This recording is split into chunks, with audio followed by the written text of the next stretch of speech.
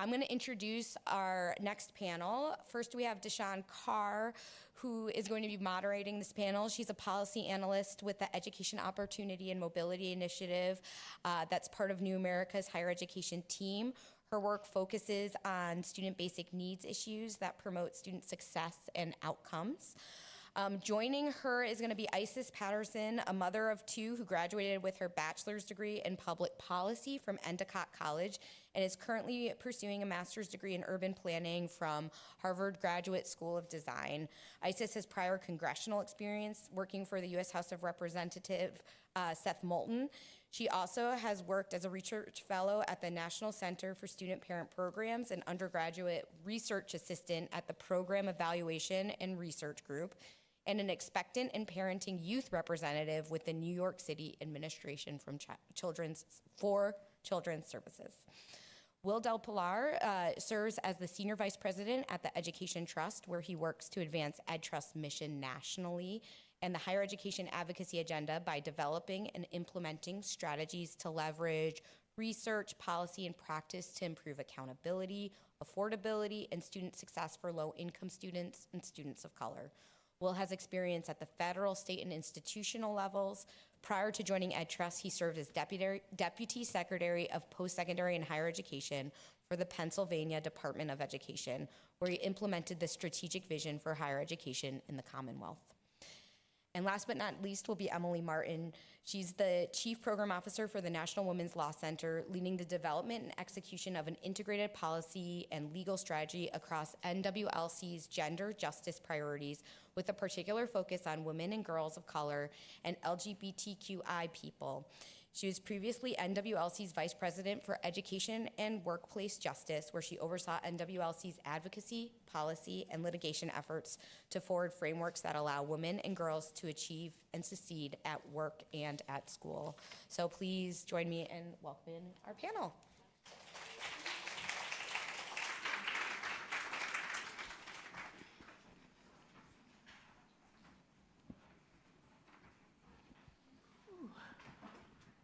All right, it's kind of hard to follow up after that amazing book chat, isn't it?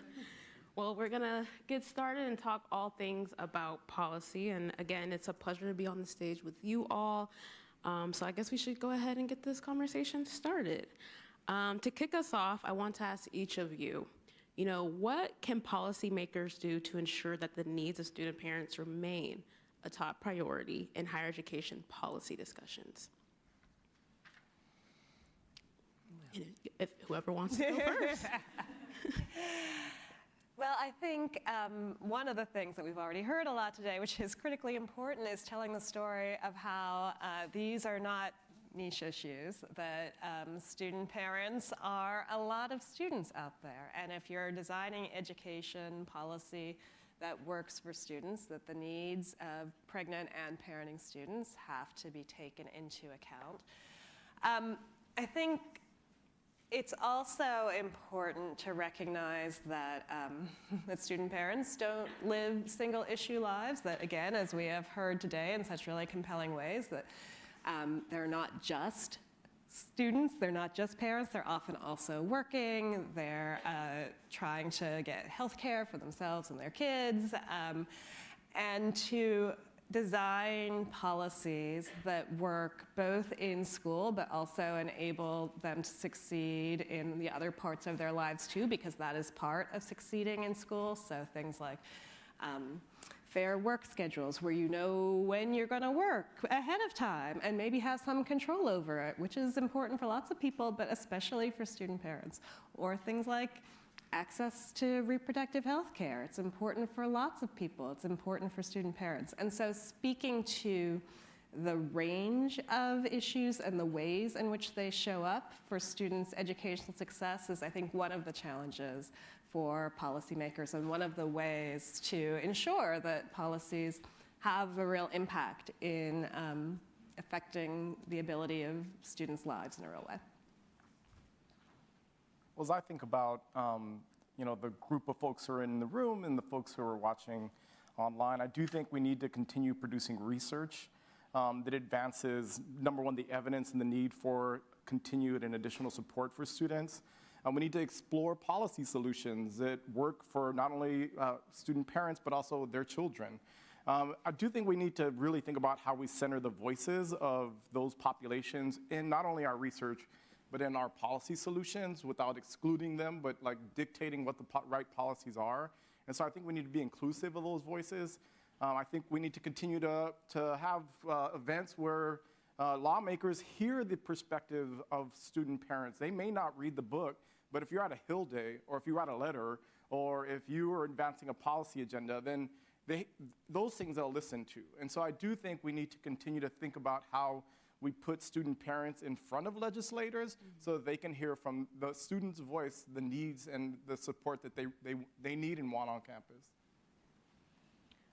I think that I would say, a big part of it is also making sure that legislators and our government that controls these policies essentially, or is tasked with passing these policies to support student parents, hire student parents or hire folks with diverse backgrounds and experiences, because those are the people that in the wee hours of the day are actually working to implement and expand those policies diligently. It is their 9 to 5 job. They are doing that. And a lot of the time, especially if you have that lived experience, that becomes your beacon. That becomes exactly what's guiding you to do that hard work. And as a former Hill staffer, that was a huge part of my dedication to expanding student parent access in whatever policy niche the congressman had his specific portfolio set on. If it was transportation, then we're going to make it equitable transit-oriented development transportation, and we're going to ensure that there is access to affordable housing, which is cornerstone to the student parent experience as well. So really making sure that the people that you hire, the people that are working with you, are people that hold these values, that move the student parent policy framework forward. Well, I want to follow up on that. So you have worked on the Hill before, worked with, policymakers firsthand, either facilitating conversations or just on various issues.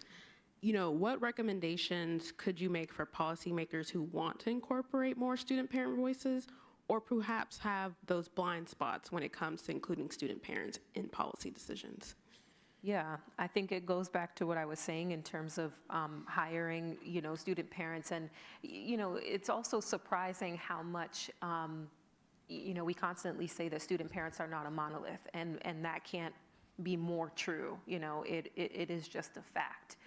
As much as there are similarities, there are many differences in the student parent experience.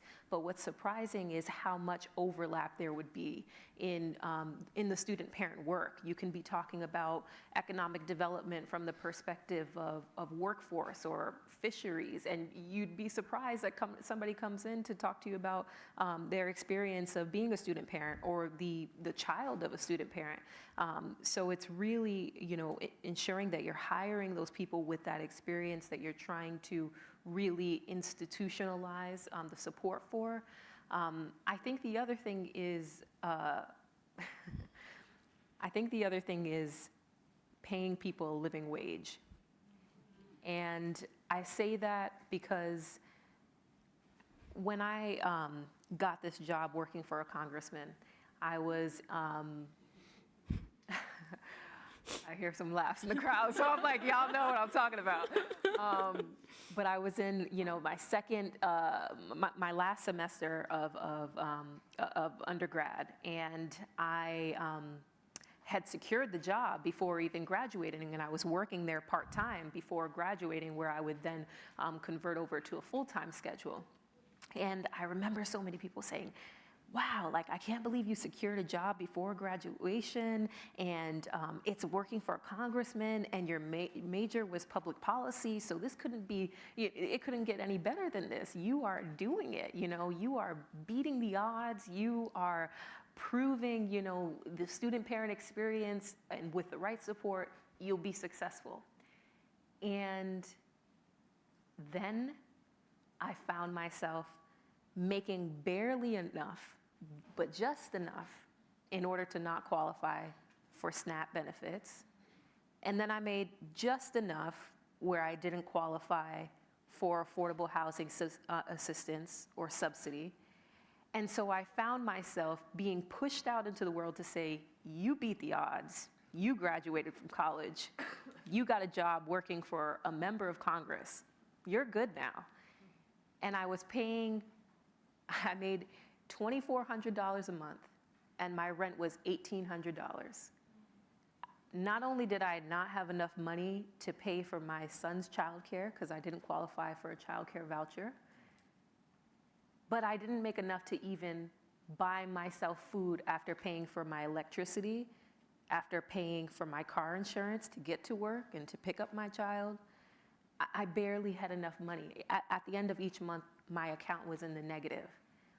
And it was one day where, as a Hill staffer, I was working in constituent services and, handling constituent calls and connecting people to resources and helping people in their own lives put out fires. And I ended up having to go to a food pantry in my local community. And I was sitting there waiting in line to pick up my batch of food, some cereal, some rice, some cans of beans, milk. And I thought to myself, who lied to me? They told me I was going to be okay. They told me education was the key out. And I made it to that place that they say people don't make it to. I walked across that stage. I had my son with me. I got that job. I'm in a place where people that look like me aren't really there. But somehow, I'm in that same exact church food kitchen that I remember my mother being in back when I was 13. And I was so angry. And that should not be the case. I should not have had to fight through so much odds to walk across that graduation stage, to get that very expensive degree, to work hard to outcompete all the other candidates for that position, an entry-level position, and still have to walk to my local food pantry, pay people a living wage, and you'll be surprised at the people that come through your door and the work experience and the personal experience that changes your organization. So now I'm incensed.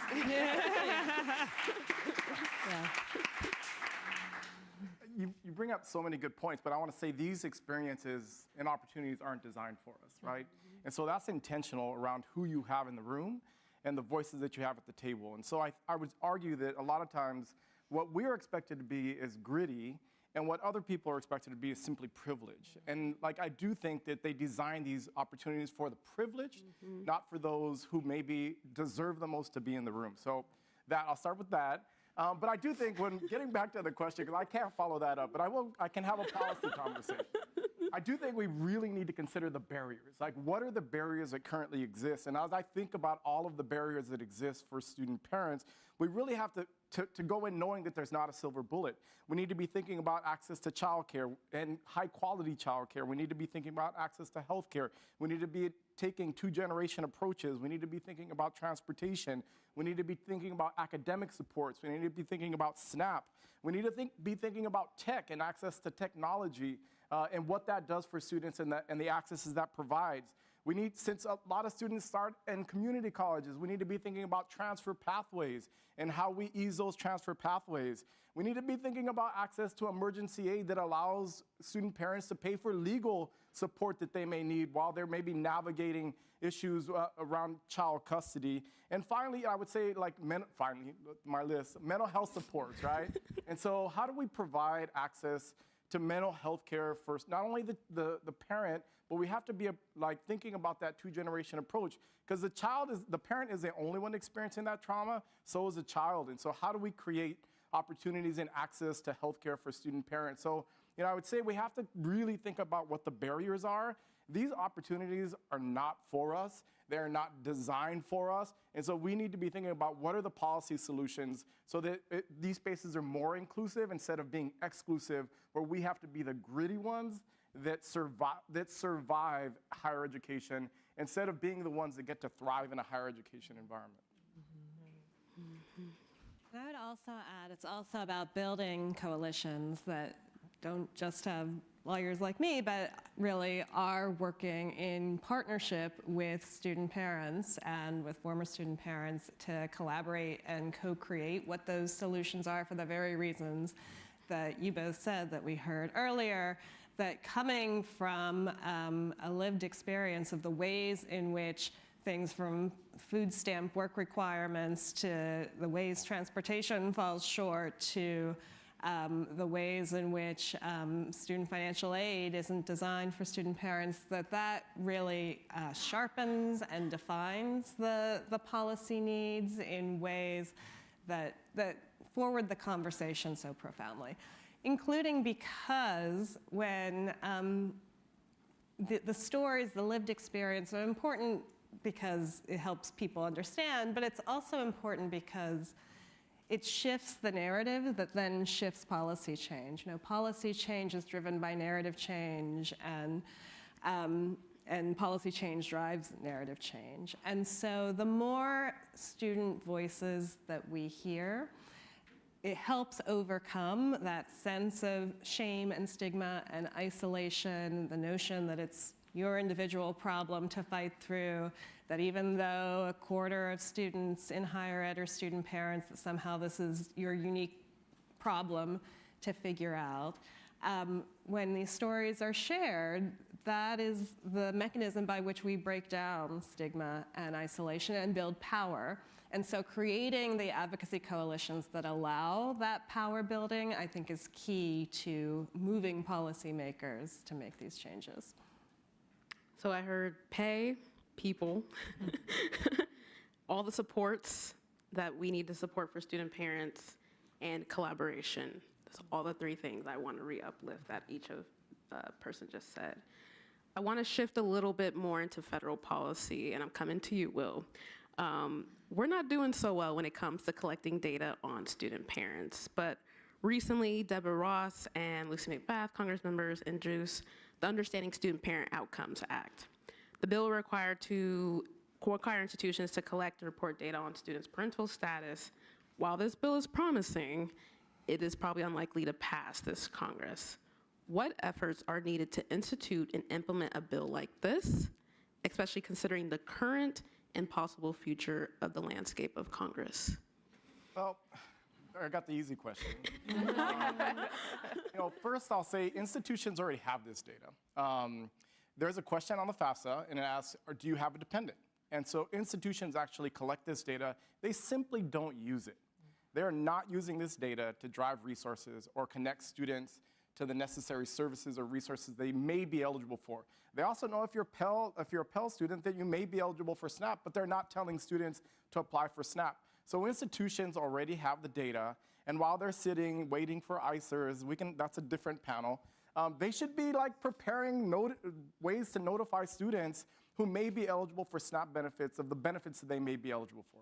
So I'll start right there, right? So they already have the data, they just don't use it. I want to build upon what you said, because I do think the power of coalitions in these spaces are oftentimes underlooked. I've seen two coalitions here in DC be very effective. One, Double Pell, there was an affordability coalition. We would meet, we had these regular meetings, we would all talk, we'd all had the same messaging. And we're on a path, a slow path, but we're on a path to Double Pell, right? The other one that I think about is lifting the Pell Grant for currently incarcerated students, right? That was a coalition where there was some folks working on it, but we built broader support for that. And as more folks got into the conversation, the momentum around that really, really built. And so I do think that we have to embrace the power of coalition building, especially in these spaces where we produce the research, we have folks who are on the Hill, we have folks who are in conversations. And so we need to, where is the Student Parent Coalition? Who's funding that? Right? Sorry. No, I mean a formal coalition.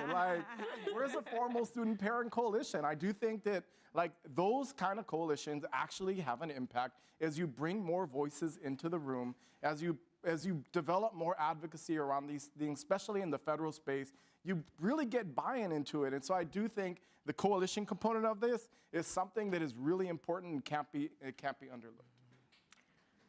I'd like to add to that too.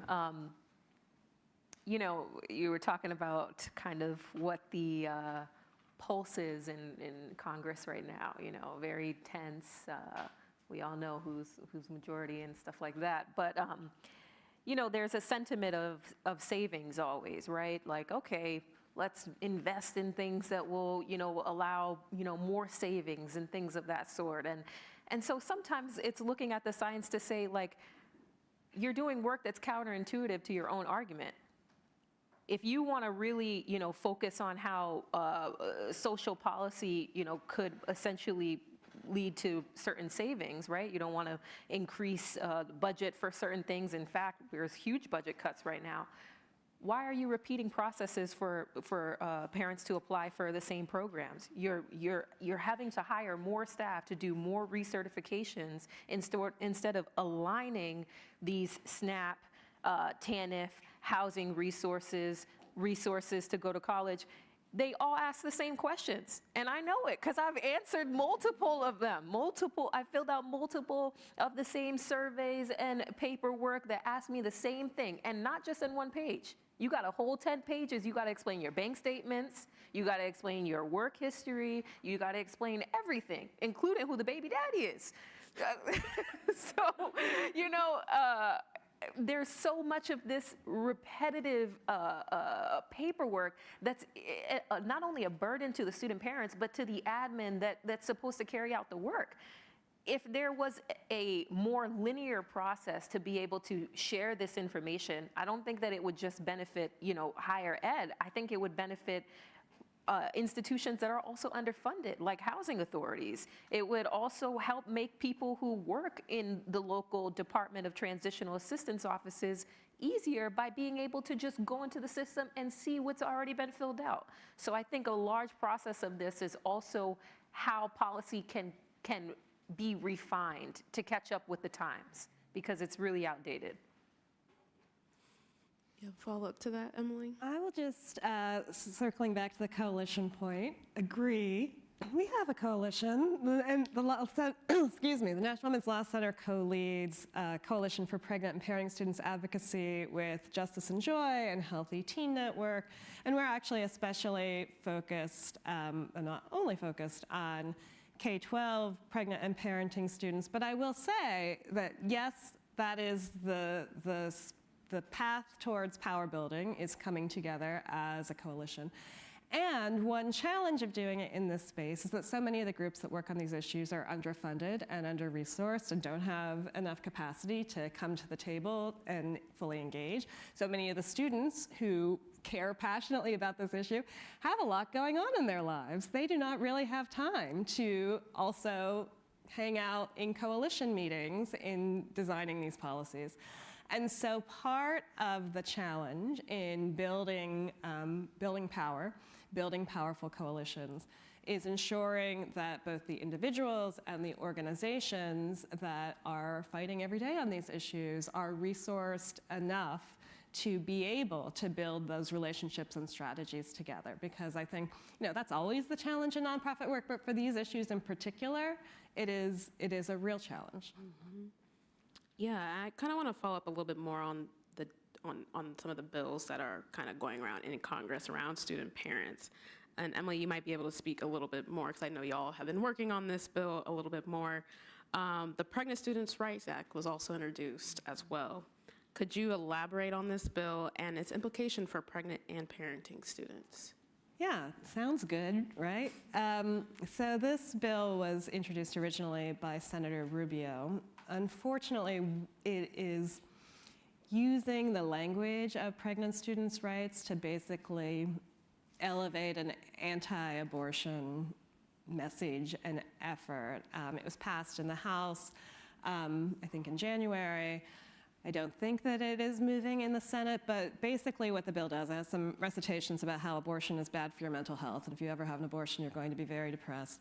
And it talks about the need to it would require schools to regularly tell students that if you carry your child to term, here are the Title IX rights that you have. It doesn't create any new rights, but it would require schools to use this language to repeatedly tell students that if you carry your child to term, these are your Title IX rights, ignoring the fact that Title IX also actually protects you if you terminate your pregnancy, that you can't be discriminated against based on termination of pregnancy under Title IX.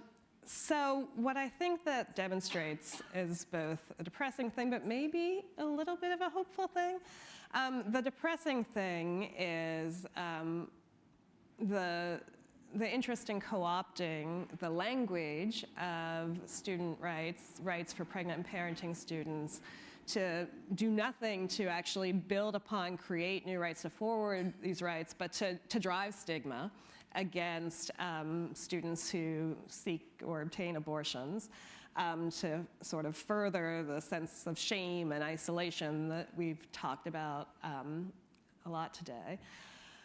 Maybe the glimmer of a thing, which I hope that we could build on in the future, is I think the reason that this bill is wrapped in the language of rights for pregnant and parenting students is because I do think that there is the space for bipartisan support around those issues. And part of my reason for thinking that is the work that many of us did over many years around a bill called the Pregnant Workers Fairness Act, which passed at the end of 2022, which requires employers to make reasonable accommodations if you need them because of pregnancy. And that was a long fight. It took 10 years. It wasn't overnight. But the bill passed because of successful work to build real bipartisan support around that issue, because that was an issue where it really was possible for people from a variety of ideologies to come together and say, it really doesn't make sense to not give a pregnant worker a stool if she needs one to get through the day. What are we doing here? We can fix this problem. I think that when you talk about pregnant and parenting students' rights as well, there is space for that sort of common ground, common sense solution making together if we can, if some can avoid the temptation to try to use any conversation about supporting pregnant people as an effort to shame and stigmatize and punish people who seek abortion care. So one of the other things that I think that the work around the Pregnant Students' Rights Act showed is more offices on the Democratic side interested in engaging more on what's the counter narrative, what are the counter solutions, which I think is also a promising space. So those are the strands of hope I take from what is a bad bill. Any follow-up, Isis or Will? I think I'm thinking more so about what that means for student parents on the ground, right? Because a lot of, and I'm going back to my own experience, you know, before I worked for the United States House of Representatives, I didn't know what my congressman could do for me, per se, congressperson could do for me. I didn't really fully understand, you know, the level of engagement I could have with my representatives, in a sense. And I think that for a lot of folks, it feels like something that is not accessible, and for good reason, because a lot of the time they aren't, or they haven't been in the past. But I think that it's extremely important for student parents to also understand what resources their representatives can offer, in addition to what legislation they're advocating for, their representatives may be advocating for, because that further, you know, helps student parents to be able to say, what's my position in this? Like, what can I do? If there's something I like and I want to, you know, mobilize, like, how can I further engage with this institution that's huge, right? And if there's something that I don't like and I want to push back on, how can I exercise, my right to do that? How can I, further let my representatives know, like, what is that process like? And I don't think, it's fully acceptable to even start learning about that. Maybe blame it on lack of civic education that happens, like, especially when I went to undergrad.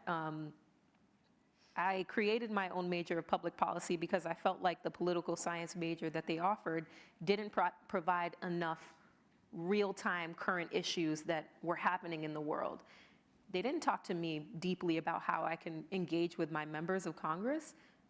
If anything, they told me about originalists and George Washington, and I'm like, but what about now? Like, how can we get to the now? And it wasn't until I ventured out and I made calls and engage with people that were doing work around things that I like to focus on, like affordable housing and equity, that I started learning about the levers that Congress actually has at their disposal to be able to mobilize this stuff. And I was like, wait, hold on, I need to go there.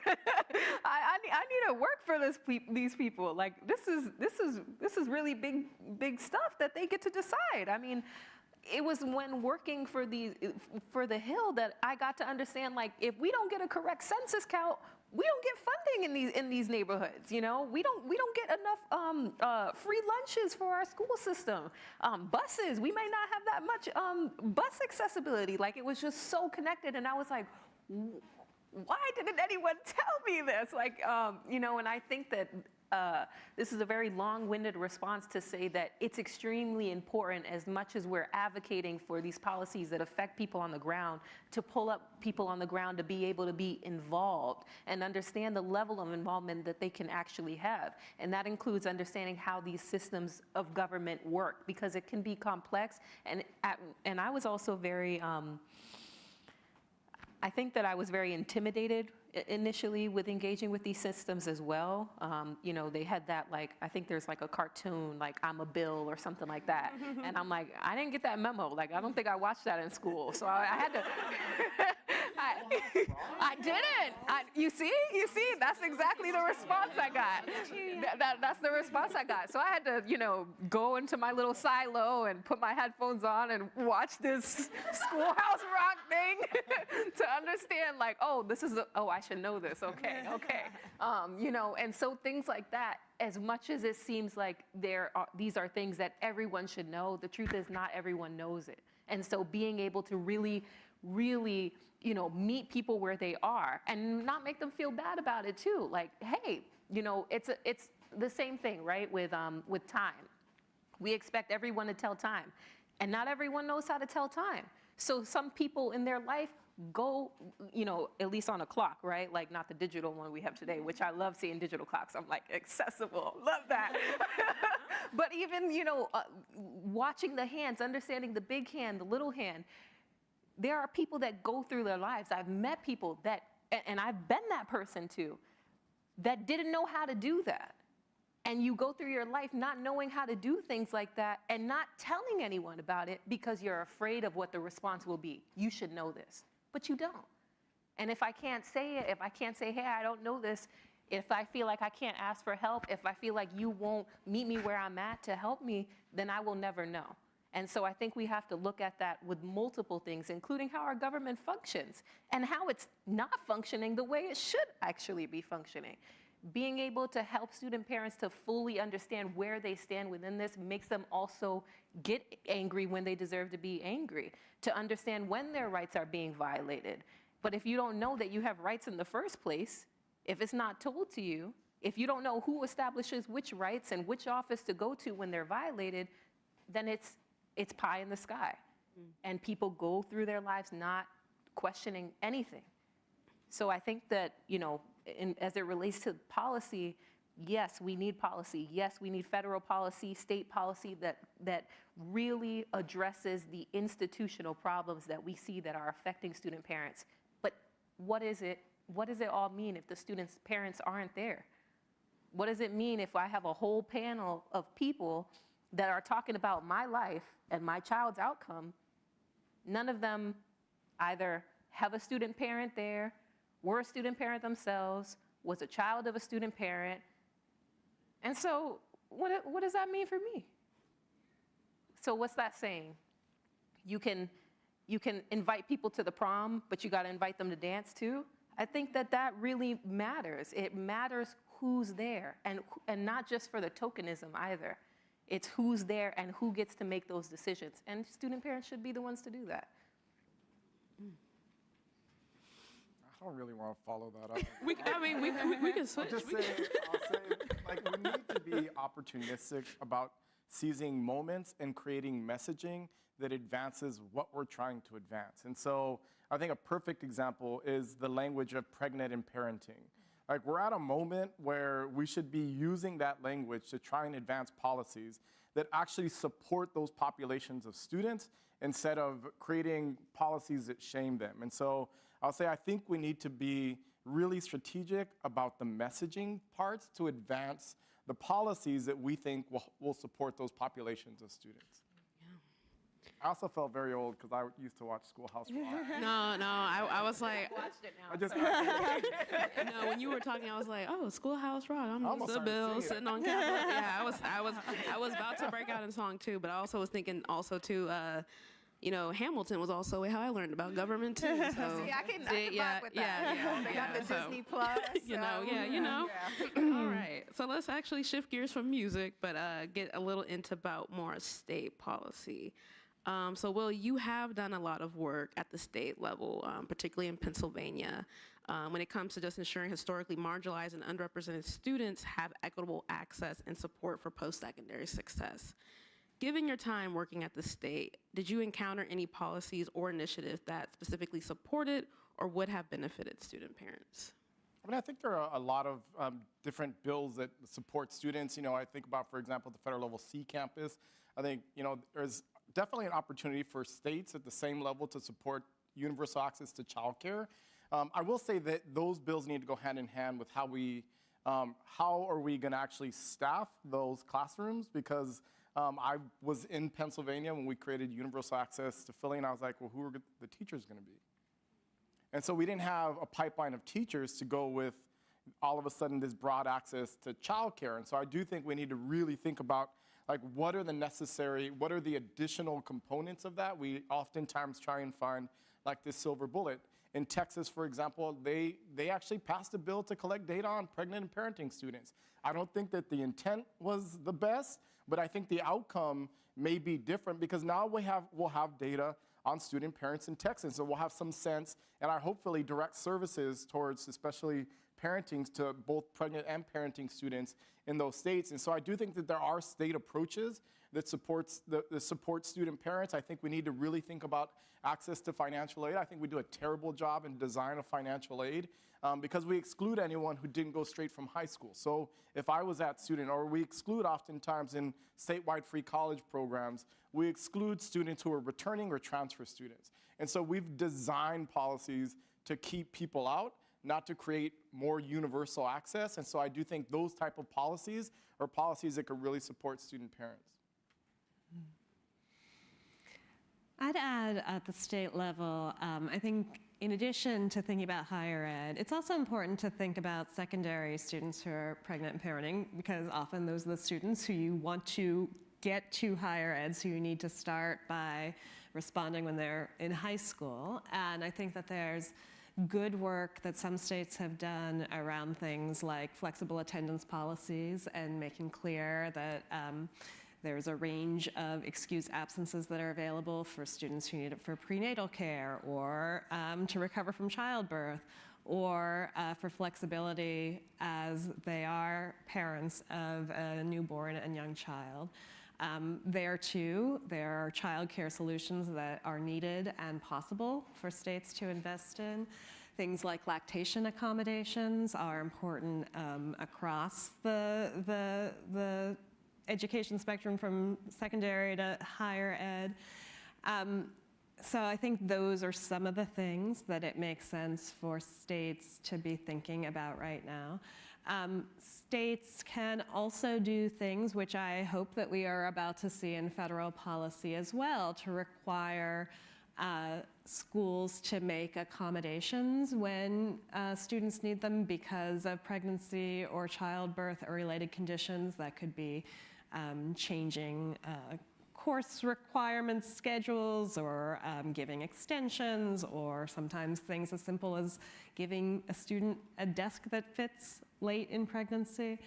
And states can be thinking about what do those accommodations look like, not just for pregnant students, but for parenting students. Where are the places that it makes sense to say as a matter of policy that we can make changes to school policies and practices when they are necessary because of parenting obligations? Those are some of the places where I think state policy conversations can be really important.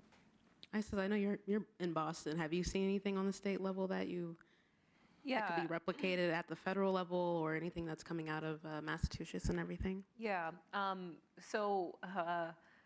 I think that it's still in the works. Massachusetts is notorious for its state house, being really slow on moving certain policies generally. But a couple of years ago, I went to the state house with some other student parents from my cohort at the time. And we advocated for a study of the impact of two-generational approaches on campuses and in secondary ed as well. And so I know that there was ultimately a committee that was established to do that exact work. And I think that, again, we have a long way to go, but we have to start somewhere, And I think that was great that they'd be willing to start there. And so I think that there's so much that I can say in terms of what I feel like should be, done and what should be invested in terms of supporting student parents. But, you were talking about secondary ed, and it brought me back to, when I was in high school and I was pregnant, and I got pregnant with my first child at the age of 15. And it was my first year of high school, and I hid my protruding stomach underneath a huge trench coat until I couldn't hide it anymore. And I remember I was working really hard to get straight A's, and I don't know why. I wasn't thinking of college because no one ever talked to me about college, but I just thought, you go to school, you do good in school, and I like this. But I remember that, once it became visible that I was pregnant, there was so much worry from my teachers, like, can you still do this work? Will you be able to make this exam? There's a different school that you can go to. And the amount of times that I was offered that up, they called it an alternative school. You can go to this alternative school and they have the supports for you. It was almost like, but why can't you offer those supports then too? And I was very adamant, like, no, I don't want to go to that alternative school. I have teachers that I have a close relationship with here. That alternative school is a hike, and this school is in my neighborhood, and I want to attend this school. And I've been doing good. Are you kicking me out?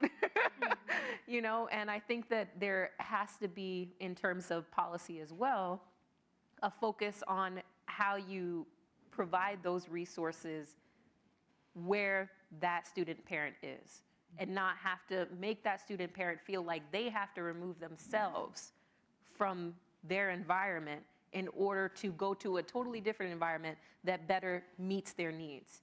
Why can't it be provided where they are? And so I think we still got some work to do on that. Well, I want to move us into Q&A and open up the audience in person and also online for some questions.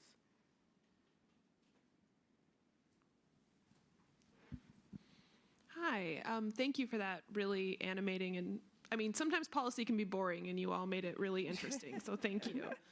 I'm wondering, in the state policy conversation, if anyone would be willing to, beyond naming the states that require student parent data, like some of those other examples that you named, can you name some of the states and that are doing those things? Louisiana just passed a couple years ago a really good bipartisan flexible attendance policy, which is another example that I think about when I think about the opportunity for actual bipartisan solutions. I should actually give this question to my colleague Josiah, who's been doing a lot of work compiling exactly this, of what states are models here. I will say, though, that National Women's Law Center has a couple reports pulling together the answers to that question on both flexible attendance policies and lactation accommodations, and we're going to have another report in that series coming out in the next few months, sort of about what are some promising practices more broadly around supporting pregnant and parenting students. So I failed the quiz overall, but I know where you can find the answer. It's on our website. Well, I would say that, partially, I know one state, and that's Oregon. And I was actually really excited to mention Oregon because Michaela, who's a student parent, an attorney now, worked on actually getting that legislation enacted, worked with her state legislators on passing a law that would essentially require institutions to report out their student parent data. So Michaela is someone great that I'm happy to connect you with too.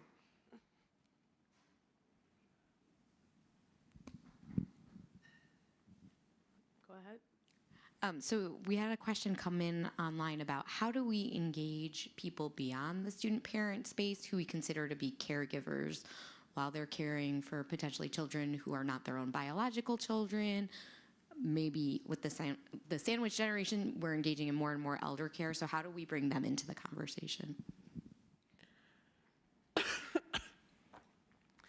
Well, I think it makes a lot of sense to think about the broad range of caregiving solutions, caregiving needs, caregiving moments in life when we're talking about policy solutions. And I think that's one place where there has been important coalition building, though maybe less around pregnant and parenting students than there should be. So I think we've seen really strong coalitions bringing together folks who work on childcare and who work on family leave and who work on home care.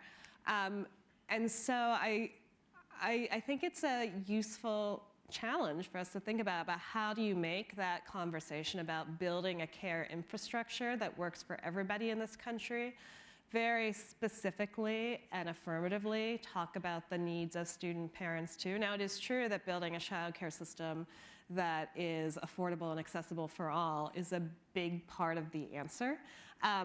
But articulating that student parents have a particular set of needs and we have to sort of test our solutions against those needs and think about the range of caregiving infrastructure that they need in particular, I think is work that we need to do more of, frankly, in care coalition spaces. I think the other thing to add to that is also that recognizing that supporting student parents and providing institutional support for student parents also supports those exact people as well, because it offers the flexibility to say, if a student parent can be able to go and handle an emergency situation, or they have their child that's sick or something of that sort, that offers the same flexibility for someone who is a caretaker generally.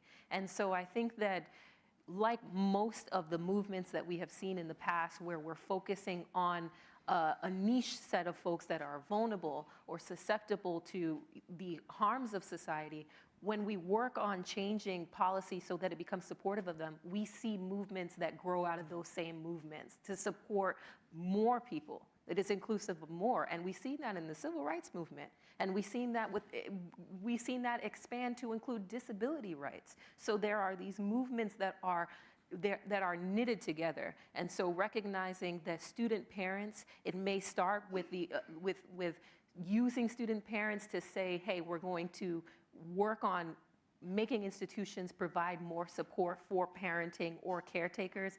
It will expand, I think, naturally. So I would offer that.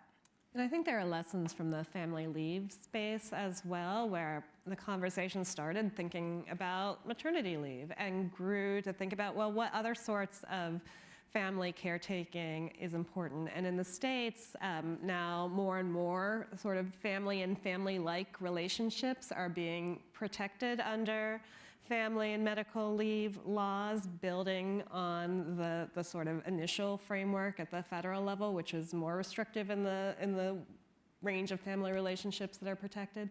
So I agree that there are models for how you begin with this nut and then can expand to include more and more based on the principles that you've established.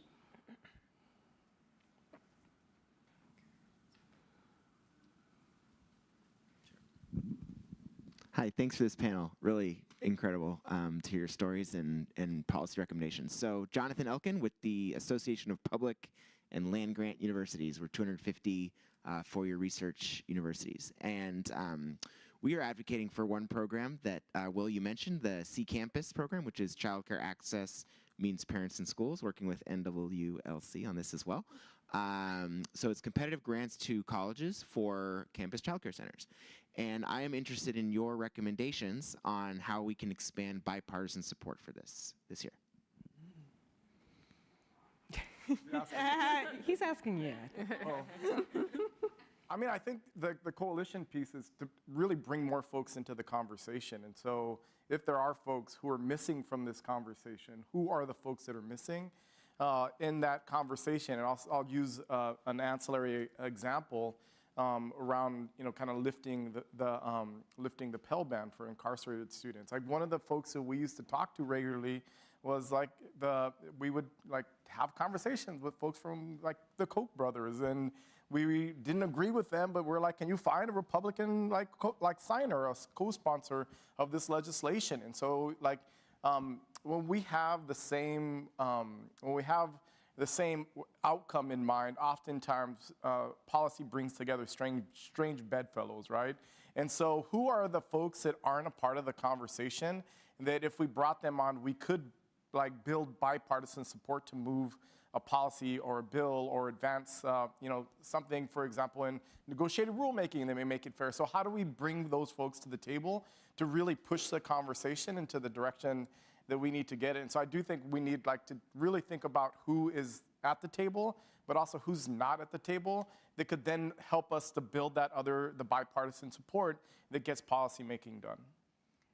I would add that I would think about whether there are potential Republican supporters who have some personal connection that could make them care about this issue, that getting to people through stories, through their families' experiences, through their own experiences, can be a way to sort of build those alliances which aren't on their face obvious. And I think that there are Republican policymakers in the world who are somewhat interested in demonstrating, I'm struggling with how to say this. I will say on the Pregnant Workers Fairness Act side, some of our Republican supporters explained their support for the bill by saying that they felt like this was part of being anti-abortion, that this was part of ensuring that pregnant workers could carry their pregnancies to term and do so safely. That's fine to get there from a variety of ways. I think that here too, there may be space for people to get there a variety of ways, and there may be some bipartisan sponsors who want a thing to lift up to show that they are responsive to the needs of parents and pregnant and parenting people in school at this moment. Got time for one more question. Hello. Hi, Teresa Anderson from the Urban Institute. I'm so happy to be here and good to see you all. One thing that I've been thinking about lately, and I'm curious about what you all think about opportunities, is how there's multiple education systems, right? There's early childhood and care system, there's a public K-12 system, there's post-secondary, there's others like workforce and training. Parenting, all those systems are brittle in their own ways, and parenting students seem to be like the group that especially reveals those cracks, but also could be like unifying across these different systems that seem to operate separately. I'm wondering where you all, if at all, see opportunities for more collaboration or more kind of policy continuity in early childhood, K-12, and higher ed, and where parenting students can be a group that could like motivate that coordination. I think about the pathways conversation that seems to be really hot in states and at the federal level right now. And so how do we think about pathways that are creating, or how are we thinking about creating equitable pathways into post-secondary or the workforce, and then the populations of students that are left out of those conversations? Traditionally, those conversations are around traditional K-12 students who come up and go into a pathway.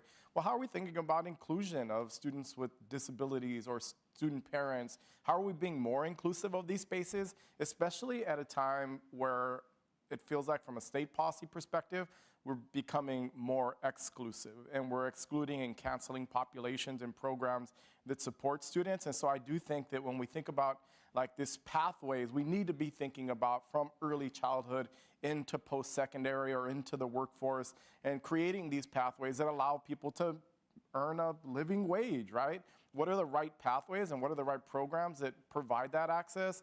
And then what are the necessary supports, especially for those populations of students who aren't getting the benefit, who aren't, or we're losing them in the pathways. And so I do think that the pathways conversation feels to me like a conversation where we need to be more inclusive of who we're talking about, instead of being exclusive and thinking about only traditional K through 12 students.